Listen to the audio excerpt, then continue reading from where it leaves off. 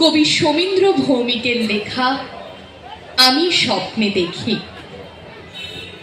আমি স্বপ্নে দেখি এক দুষ্টু পাখি ভোর আচ্ছা রাতে এসে জানলা কোণে ডাকে খোকন খোকন আয় সঙ্গোপনে। গান গাইতে থাকি এসো রোদ্দুর মেঘ, এসো ছিন্ন করো সব ভয় উদ্বেগ। আমি স্বপ্নে দেখি সেই দুষ্টু পাখি সব পাড়ায় পাড়ায় মন হাতড়ে বেড়ায়। মন চাঁদের কিনা খুব আপন ভোলা, আর দুঃখের দুঃখে দেয় চিত্তে দোলা। এসো ঘর ছেড়ে আজ এসে বাইরে দাঁড়াই, পার হতেই হবে সব উতরা চড়াই।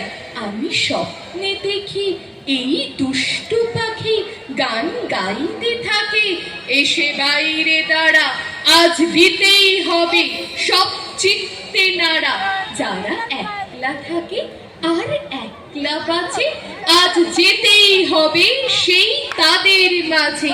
আমি স্বপ্নে দেখি আর ঘুম ভেঙে যায়, তুমিও দেখো পাখি কোন গান গায়। আমার